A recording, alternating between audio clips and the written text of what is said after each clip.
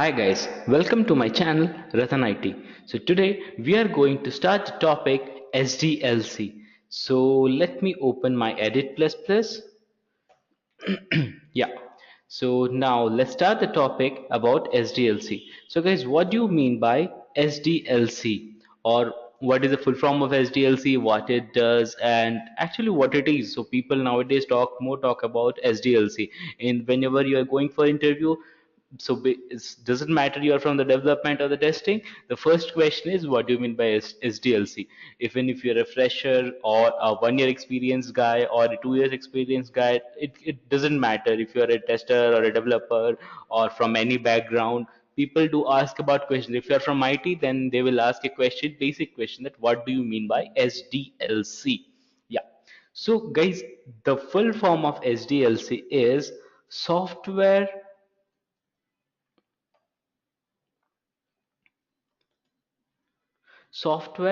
development life cycle.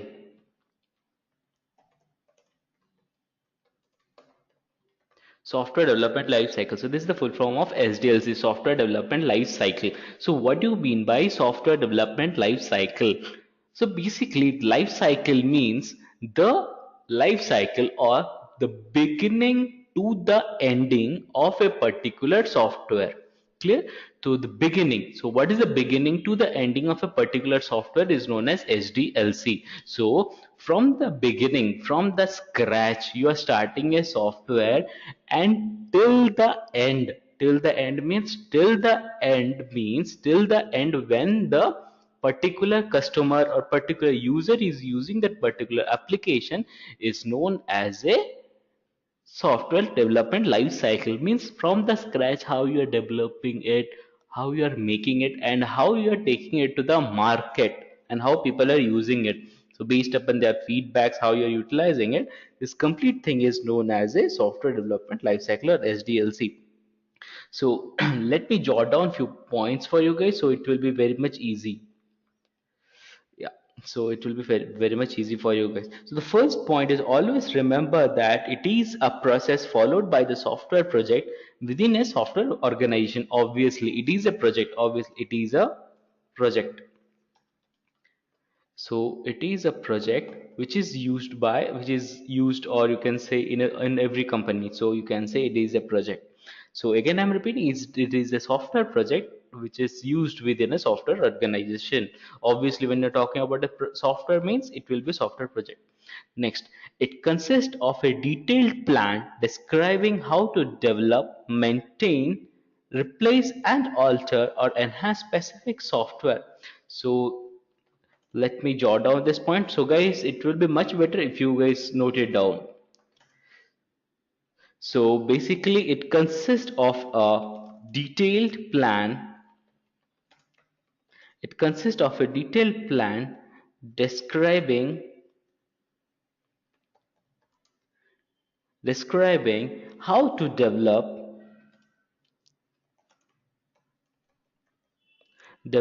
or you can say maintain, how to develop, maintain or replace, how to replace and alter or enhanced specific software.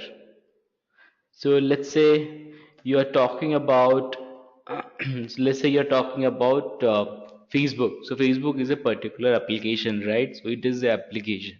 So the thing is that, so when you're making that particular Facebook, so big, I hope Facebook created in the year 2005 2006. Yeah, so since then we are using it. So earlier the look and feel was not so good, and not with multiple things what we can do today. So there is many changes has done to Facebook, right? So that's what, so from the beginning how you are developing it, then how you are maintaining it, how you are enhancing it. Enhancing means when you are adding new particular features, how you are doing. So that complete cycle is known as your SDLC. So yeah, so I hope you are getting this. So the life cycle defines a methodology for improving the quality of the software and the overall development of the process. Yeah, guys. So this is also one of the important point, that it generally improves the quality of the software. You can also note it down. It improves it improves the quality of the software. So here comes the, so when I'm talking about anything about the quality, here comes the talking about testing. It's quality of the software and the development process. And the development process. So guys, I'm not writing this for my own benefit, this is for your benefit, because I hope you guys are noting it down, because these are all interview questions. What is SDLC? What do you mean by SDLC? What's the full form of SDLC and how SDLC works? Yeah, sorry guys. Yeah, so let's start. So this is the basically the few points what is about SDLC. So let me draw a picture for you guys, like a pictorial definition for SDLC and how it look like. So basically the SDLC, the first point of a SDLC is it always starts with a planning phase. It always starts with a planning phase. Yeah, so it started with a planning phase. It starts with the planning phase, means you are planning something. So after this planning phase, there will be, what will be, so there will be a kind of defining phase. So where you are going to define something.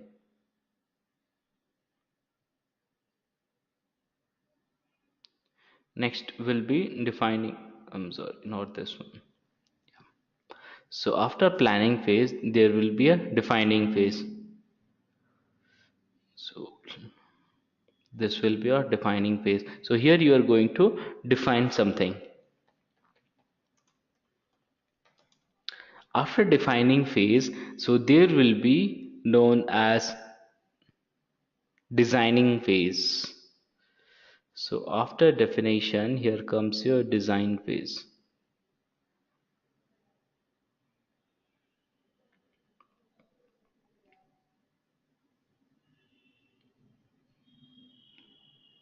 Yeah, so this will be your design phase. You are going to design the particular application.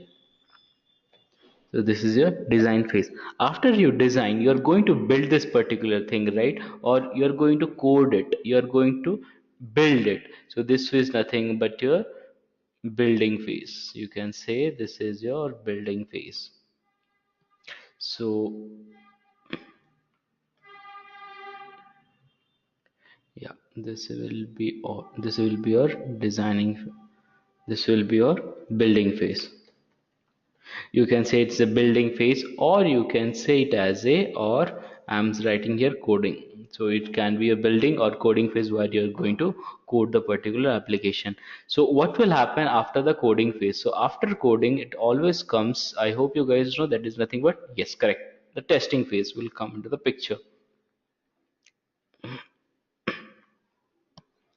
Here comes the testing phase. Testing, or you can say QA. After QA testing comes into the picture, so the last point will be the deployment. Yes, what do you mean by deployment? Means we will define these phases individually, and I will give you the notes. Just bear me for few moments. Let me draw this pic so that it will be very much clear for you guys. Deployment, so this is nothing but your deployment phase. So then after deployment, there will be feedback. Based upon the feedback, and again there will be planning. So feedback in the sense, if they will check that if there is any error or something like that, so based upon the feedback they are going to verify, and it will be, again it starts from the planning phase. I hope it is clear for you guys. It starts from a planning phase, then defining phase. After defining phase, then there will be design phase. After designate design, then it will be building or coding. So after coding taken the picture, after coding there will always be your testing means when the QA going to test a particular application. After testing, there will be development phase. Clear guys? Great. Now let's start with the planning phase. Clear? Yeah, so let's start with a planning phase. So here I am going to write phases of SDLC. Phases of SDLC. So what is the first phase of SDLC? The first phase of SDLC will be planning phase. Planning. So guys, remember the planning phase is also known as planning and, or you can say planning and requirement analysis.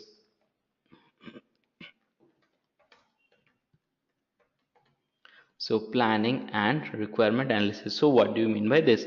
So guys, remember, requirement analysis is the most important and fundamental stage in SDLC.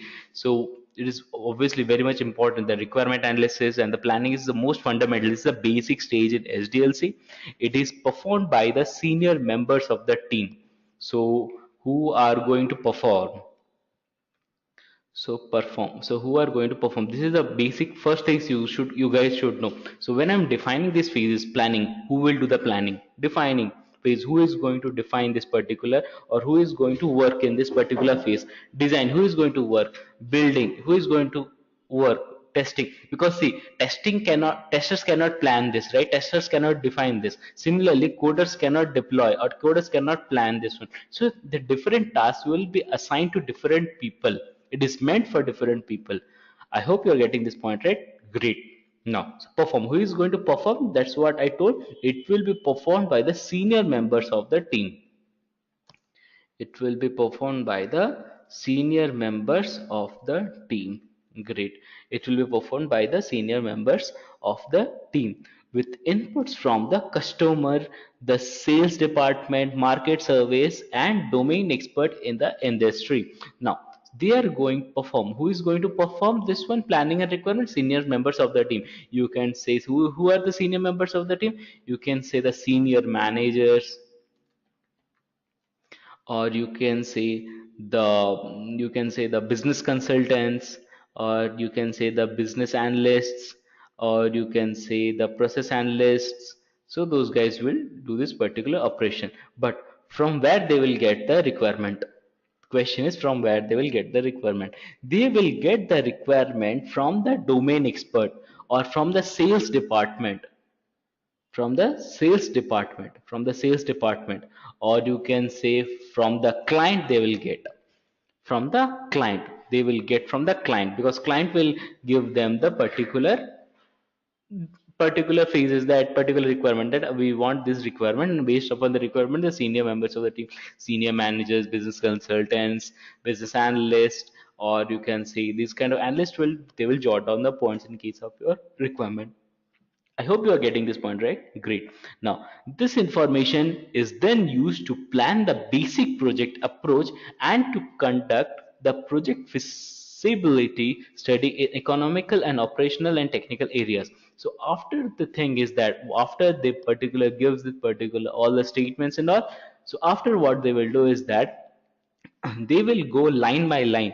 I'm saying the information whatever they will get, the senior managers of the team, whatever the information they will get, based upon the information, what they will do is that they will work on the technical area. So based on the information, I'm just jotting the points over here. So based on the information, what they will get, based upon the information, they will work on technical areas.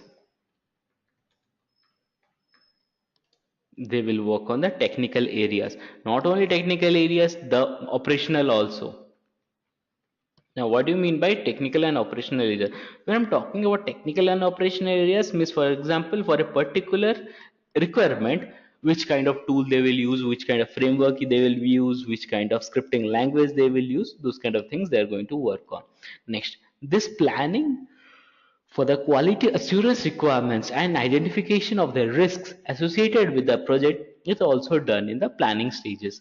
Or you can say like testing. Let's say, okay, I am going to do testing. Okay, in this particular testing, do we need automation testing? Do we need requirement for these kind of things? So all these things should be declared or should be defined in this kind of planning phases. Let's say like what kind of tools they are going to use, tools can be used, or particular thing like you can say how many testers we required, how many developers, number of, so number of you can say number of resources they are going to use. So here when I'm talking about resources means how many people we are going to need for development, for testing, for different activities, how many numbers of resources we are going to need. They are also defined in case of your planning phase. And the outcome of the technical feasibility study is to define the various technical approaches that can be followed to implement the project successfully with minimum risks. So after all these things, how they will also study that how many time it will require, or how much time it will require for the market study. So see, market study is important because let's say you are working on a particular tool, and how that tool is going to work into the market, or like if there is any competitor of that particular tool or not into the market. So they are going need to check each and everything, right? So that is the thing they are going to work on.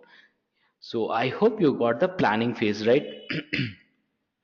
Great. So this is the first thing, that is the planning phase. So after planning phase, okay, let me write point B. So after planning phase, what we have? So after planning phase, we have defining phase. So defining phase means what? Defining phase means defining the, I'm sorry guys. Defining phase means defining the requirements. And yes, defining phase means defining the requirements. You are going to define something over here. Defining phase means defining the requirements.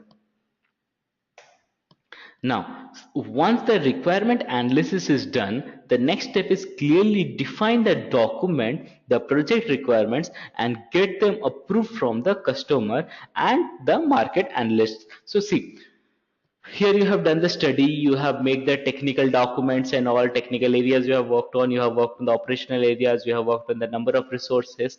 Now these documents, so these documents related to your technical stuffs, operational stuffs, and number of resources should be approved,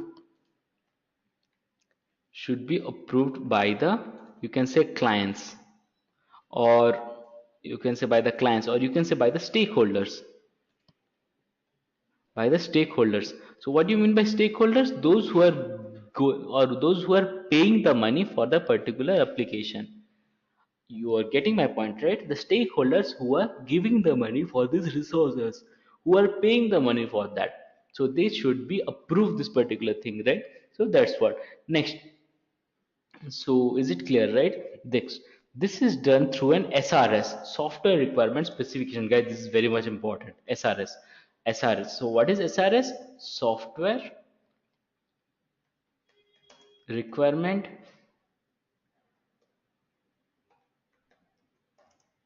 Software requirement specification.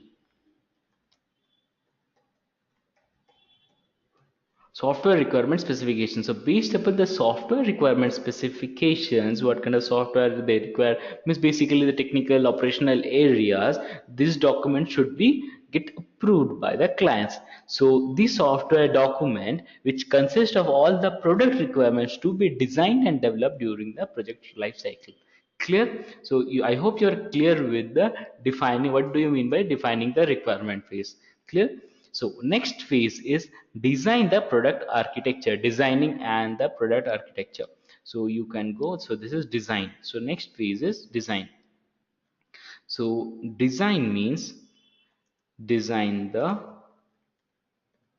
product architecture.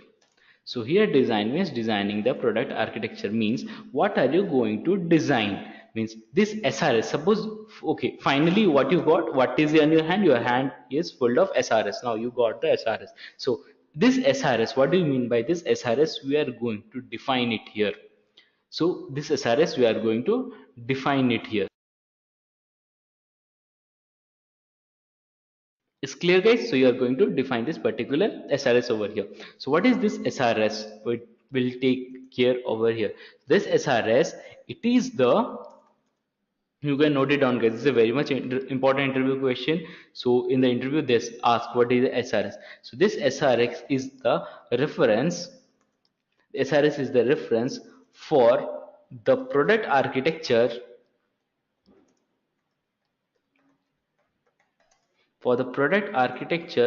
to come out with the best architecture.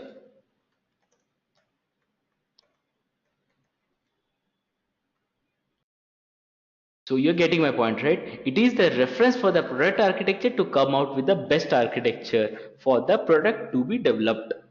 Best architecture for the product to be developed. Yeah. So suppose for the based upon the SRS, based upon the requirements, you are going to make that particular project, right? So based upon the requirement, you are going to make a particular application. Based upon the requirement, what will be the color, what will be the size. So detail bit by bit, you are going to make that thing. But the thing is that, so how you are going to make that particular thing? So based upon the requirement, you are going to make the particular project. Based upon the requirement, you are going to make the what will be the detail, what will the application, so how it will be. Let's say your client has asked you to make a particular calculator he has asked you, but he doesn't tell you that will it be like will it be a kind of like scientific calculator or not, will there be sine cos tan, those kind of things will be there or not, or there will be kind of your, you can say anything, like you can say like there can be kind of a root over is there or not, or more differential calculus things are integration is there or not, differentiation is there or not. So that based upon the requirement what the client wants, so based upon the requirement you guys need to work on that. So that is known as the SRS. So based upon the reference of the particular project you are going to make it.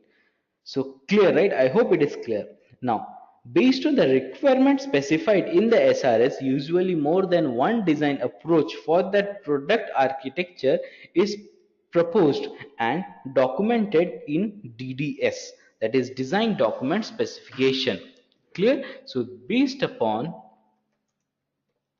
the architecture, or based upon the, you can say based upon the requirements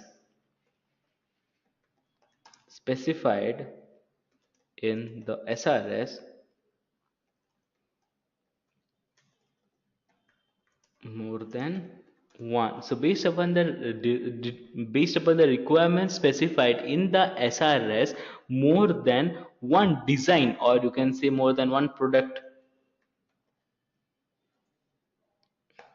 architecture is proposed. More than one product architecture is proposed and documented in DDS. So what do you mean by DDS over here? Here DDS defines for design document specification. Let me write it over here. So here DDS stands for design document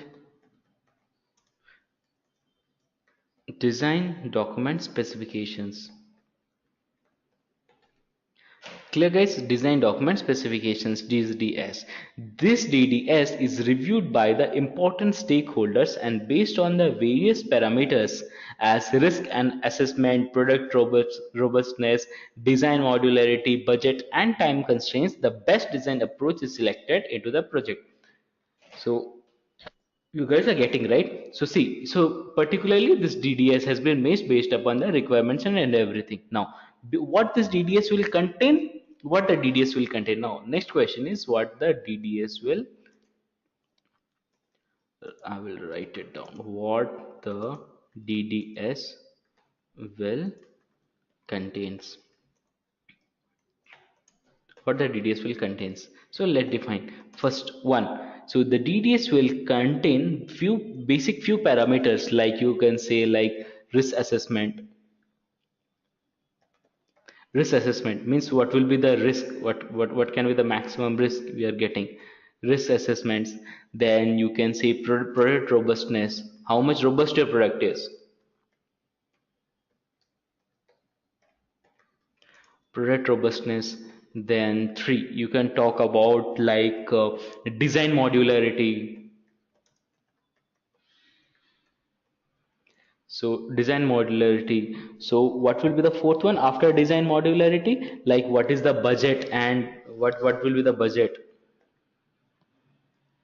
Then you can talk about the time constraint, how much time it will require to make your product.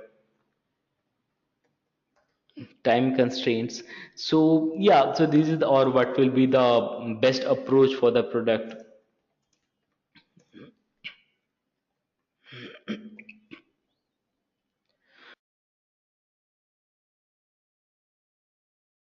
So you're getting my point, right? DDS, design document specification. What this will contain? This will contain the risk assessment, the product robustness, the design modularity, the budget, the time constraints, the best approach.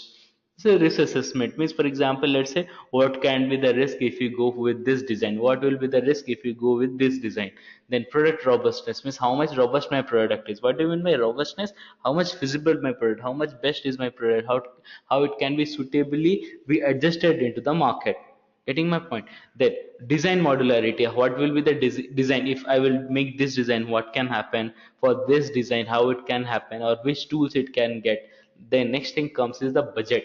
Budget in the sense, so when I'm talking here about the budget, so here I'm talking about the budget. Budget means over here how much money it will take. Obviously, budget means obviously they need to make the money, right? So what is the total cost or total expenditure I need to spend on particular these things?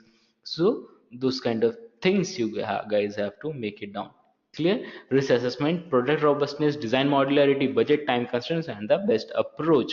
Next, the design, this particular, see, this is nothing but the design flow, right? Next, a design approach clearly defines all the architectural models of the product along with its communication and data flow representation with the external and the third party modules. Getting my point? This particular design approach that clearly defines it, what it will, it clearly defines the architectural models of the product along with the communication and the data flow representation of the external and the third party models. Means what kind of data flow model it will consist of. If there is a third party communication required, it will consist everything. Next, the internal design of all the modules of the proposed architecture should be clearly defined or defined with the minimum of DDS. Clear? So basically this DDS will contain these particular things and the ASRS is this. So this basically consists of all the design and product architecture. Now, this is the third thing. Let's talk about the fourth one, that is D. So let's see what I have done. First is the planning, second is the design phase, third is the design, fourth is building or coding. Great. So I love this phase. So now talking about building or development, or you can say here you're talking about building, or you can say coding, or you can say the developing the product. Developing the product. So when I'm saying that I'm developing the product means you're coding the product. Whatever the design, the architecture you got, the requirement you got, based upon the architecture, whatever the requirement you got, based upon the requirement, you are going to develop that particular application. You are going to code it. That is talking about building or coding or developing the product. You're getting my point, right? If you want to write some notes, it is the, you can write in this stage the SDLC, the actual development starts. You can note it down like in this phase of SDLC, the actual development starts. In this phase of the SDLC, the actual development starts and the product is built, and the product is built. So this is the main important thing. Next, the programming code is generated as per DDS during this stage. The particular code, the programming code is being developed, is, you can say the programming code is developed or generated during this phase. Next, if the design is performed in a detailed and organized manner, the code generation can be accomplished without much hassle. Means if you don't get any kind of errors while coding. Suppose you code something, right? After you code something, suppose you are saying that okay, everything has been developed correctly, perfectly. Everything has been generating perfectly, you are getting your responses easily, you are getting your development easily, you are not getting any kind of errors, then yeah, you can say that everything is perfect and everything is fine. Correct. Next, the developers must follow the coding guidelines. Guys, this is the most important things. The developers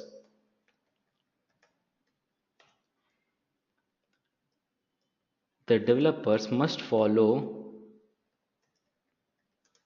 the coding guidelines.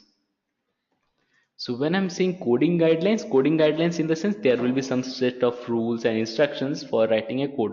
Let's talk about, so this is the particular things. Then coding guidelines for defining the organization. Now, and the programming tools like compilers, interpreters, and debuggers. They should know so the difference between what is a compiler or what is a debugger, what is an interpreter, and how to work on it, correct, and used to generate the particular code. Next, different high level programming languages like C, C++, Java, PHP, or what are the type of code it has been used to.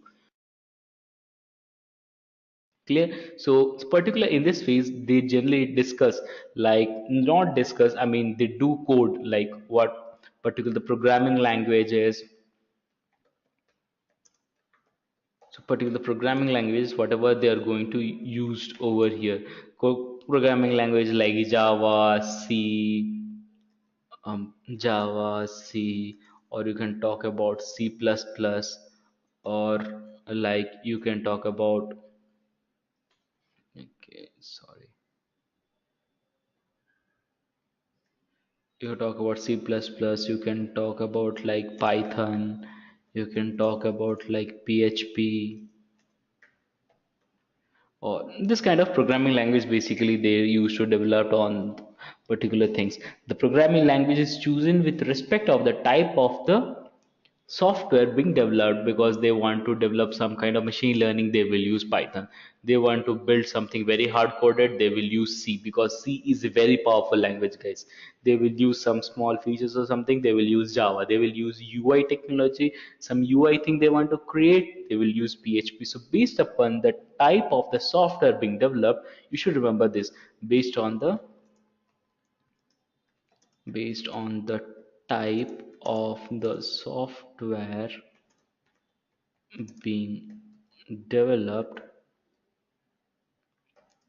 based upon the type of the software being developed, based upon the type of the software whatever they are going to being developed. So the programming languages, they should choose the programming languages, they choose the programming language like that.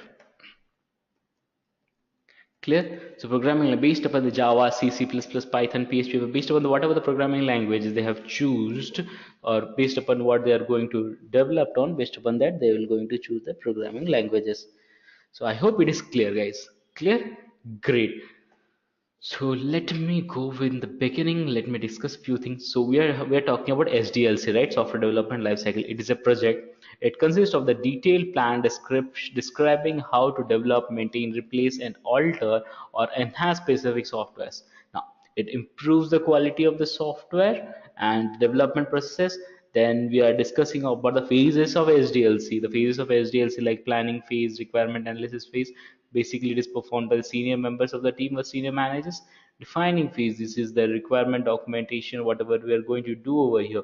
Designing phase, we are going to develop here DDS, that is design document specification. Then here comes the building phase where the coders use to code the particular application. Great. Now, next comes, so what is the after development, what it comes? Let's see. So guys, after my building is done or development or coding is done, next comes the testing QA. So what do you mean by testing QA? Let's write E, and this is your testing QA. Yeah, great. So this is phase of the, this is the particular testing phase, correct? Yeah. Now, in this testing phase, so this is going to be tested over here, the testing QA. This stage usually subset of all the stages as in the modern SDLC method. The testing activities, all the testing activities are mostly involved in all the stages of SDLC. However, this stage refers to the testing stage, only a stage of the product where the product defects are reported, tracked, fixed, resetted. Or you can say particular in this phase, like you can write like it comes after the development phase.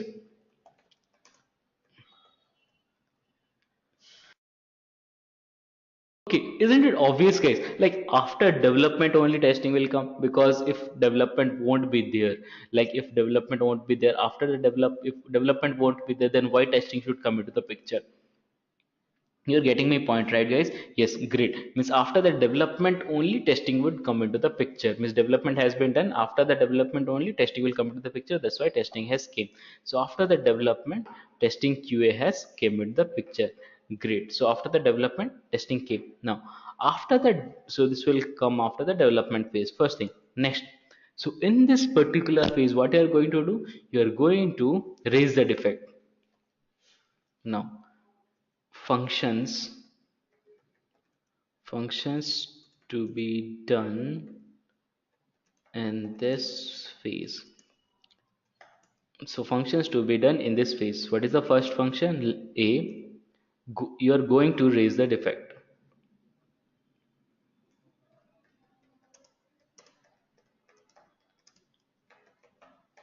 You're going to raise the defect. This is the first thing you're going to do. You're going to raise the defect. So what is the second thing you are going to do? Here you are going to test the particular product. Going to test the particular product. You can say you are going to test the particular product, or you can say particular application also. Application also, you're going to test the particular product, or you are going to test the particular product also. Suppose after you are going to, okay, you are going to test the application. There is the mesh thing. You test the application. After you're going to test the application, you are going to raise a defect. If you got a defect, you need to raise the defect, or then you can say after that you need to track the defect, where the defect is going. Means after the developer fixed where it is going to be, then restarted until the product reaches to the quality standards defined by the SRS. Till the particular application reaches the quality standard, you are going to test it, and based upon the testing only you need to verify how it is going to be and what it can be done. Clear? Yes. So this is all about the testing phase or the testing QA phase. So here in this particular phase, you are going to test the particular application what we have discussed till yet. Yeah, great. So what will happen after the development come in the picture? So after the development, testing came, and testing you are going to do this kind of operation. So after testing, see, after testing means, okay, everything is fine, everything has been met properly, you are getting an appropriate result. Means based upon the SRS, it is completely matching the SRS. Developers has done their great job, and okay, everything is matching with the requirements, whatever the stakeholders or the business and business requires. You are getting the particular thing. After that comes the deployment phase. This is the most important phase, guys. Remember, this is the most important phase. So yeah, so I will write F over here. Yeah, this is the deployment phase. This is the deployment phase. So let's see in this phase what are you going to do. This is the deployment phase. So once the product is tested and ready to be deployed, it is released formally in the appropriate market. So after the product, or you can say, or the application is tested properly, after the product or the application is tested properly, then it should be released in the market. So it should be released in the market. It should go to the market for the future, so that end user can use it. When I'm saying it should be released to the market means, when I'm saying over here, like here I have used like released to the market. Released to the market means end user is going to use it, going to use this. You can say, guys, remember one thing, whenever I'm using the keyword as end user, remember always end user means your customer. Clear. End user means the customer or who is going to use the particular application. Yes, great. So once the product is tested and ready to be deployed to be released formally in the appropriate market, sometimes the product deployment happens in the stages as per the business strategy of the organization. Means whatever the means whatever your company wants, they can do like that. Means in which phase they want to make it deploy. So generally what happens is, basically in most of the companies there is a phase in between testing and deployment phase. There is a phase known as a UAT phase. There is a phase known as a UAT phase. What is UAT phase? The user acceptance testing. You can just note it down. This is also an important question. What is UAT? User acceptance testing. So what is user acceptance testing? You need this user acceptance testing. This will be performed by the stakeholders. Performed by stakeholders. So this will be performed by the stakeholders. So in this particular, so you can say in this particular phase what will happen is, so it will be performed by the stakeholders, means whatever the testers or the QA. So let me control X from here. Let me keep after this QA testing. Yeah. So after the testing has been done, so after the UAT testing has been also after the QA testing has been done, it will go to the UAT or UAT environment. So particular the code will be moved to the UAT environment. Here in this particular environment, everybody can test. Particularly all the stakeholders, means the client, the business, or you can say the business analyst, the product analyst, then your developers, coders, and all the managers. They are going to test like themselves. They are going to test like themselves, so that they what they will get it from, so what they will get from here is, like, if there is any kind of mismatch, means based upon the requirement, if anything is missed, they will identify in this phase. Or this phase is also known as, you can say, the pre-production environment.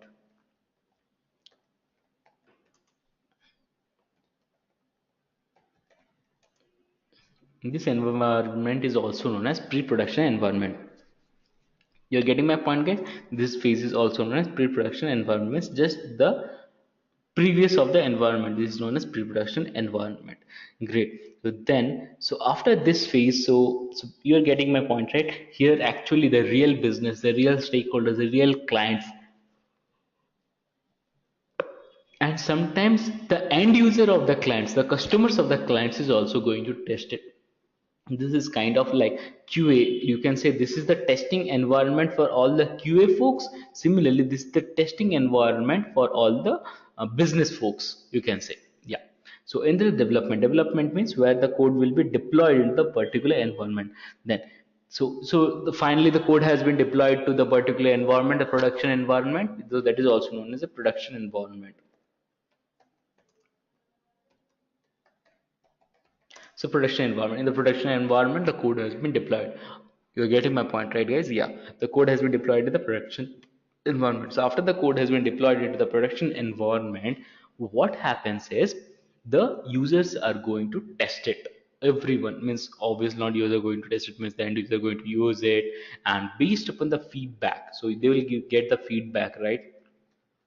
Like how it is user friendly, what they need, or if it is there or not. Then based on the feedback, the product may be released as it is, or with suggested environments into the targeting market segment. Getting my point? So based upon the feedback, if anything enhancement is required, they will check if any enhancement is required. Any enhancement is required, if any enhancement is required, or if they want any kind of changes, if they want any changes, they will make the changes and they will deploy. They will make the changes and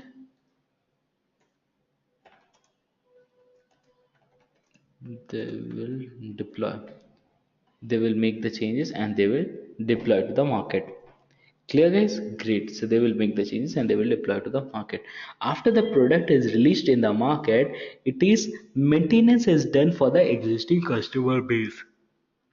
So after the entire product is deployed, after the entire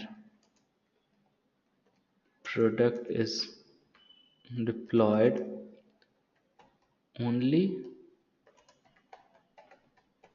maintenance will be done for the existing customer base.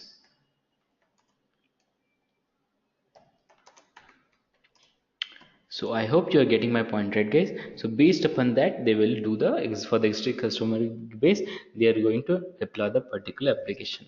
Great. So I hope you are getting my point of the planning. After planning, it will be a deployment defining phase. After defining phase, it will be design phase.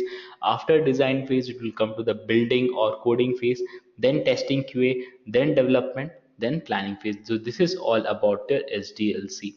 So this is nothing but your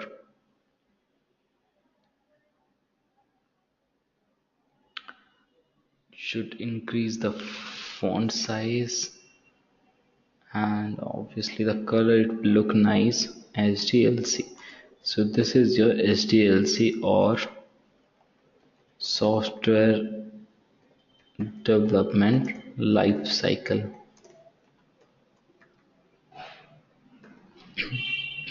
Clear guys? So this is how it will work for the planning phase, then defining phase, then design, then building coding, then testing QA, then deployment. This is all about your software SDLC or software development lifecycle. Great. Next. So guys, after this phase, like every company, remember one thing. So whatever we have discussed about till now, all everything about the SDLC or the software development lifecycle, remember one thing, every company will not follow the same software development pattern. So there are different models, SDLC models. In the next video sessions, we will discuss more about that. Just in this video session, I just want to give you a basic points about the SDLC models. So there are various software development lifecycle models defined and designed, which are followed during the software development processes. Clear? There are various different, or you can say there are different type of SDLC models. There are different types of SDLC models which is used in there are different types of SDLC models which is used in software development processes or software development. Okay.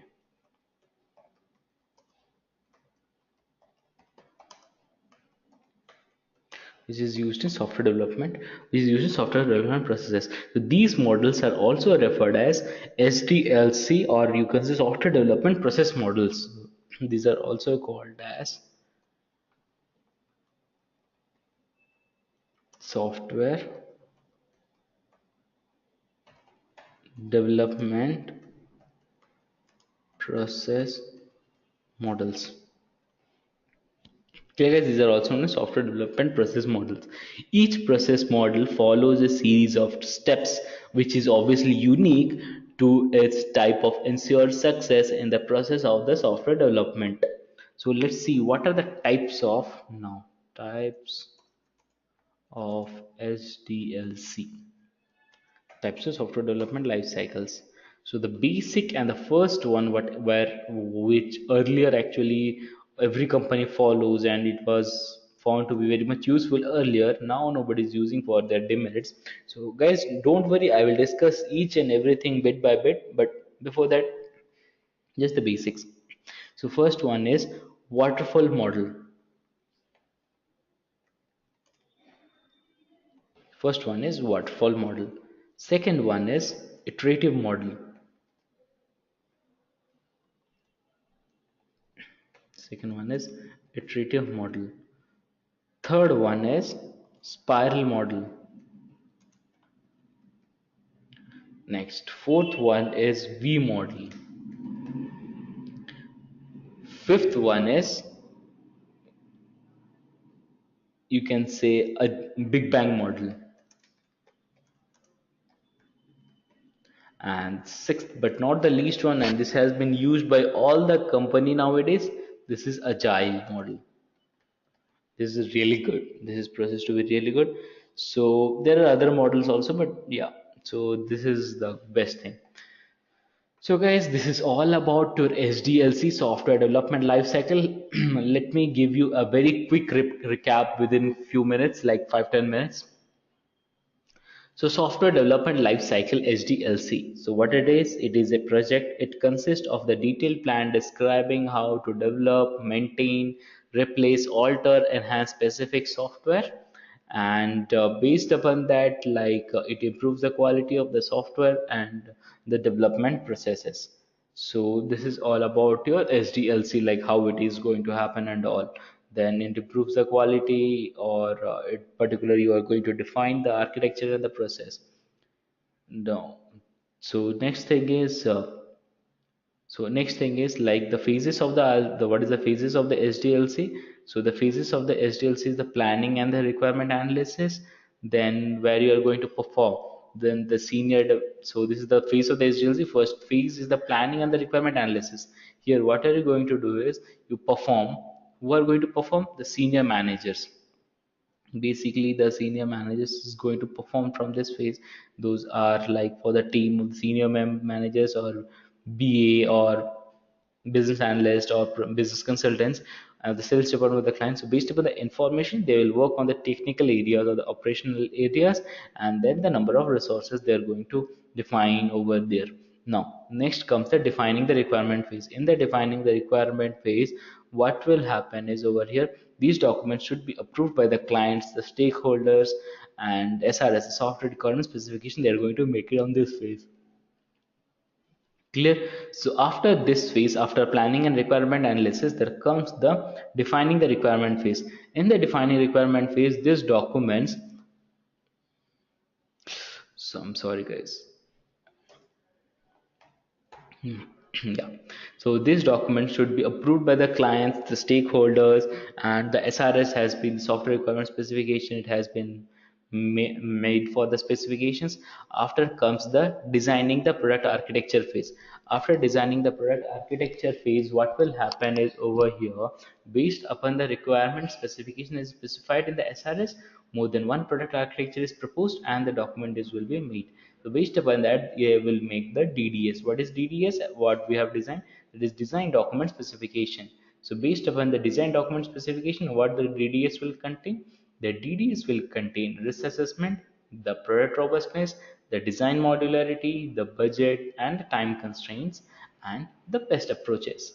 So okay, yeah. So before we go forward, and I will just giving a recap, just go to the image one so that it will be clear.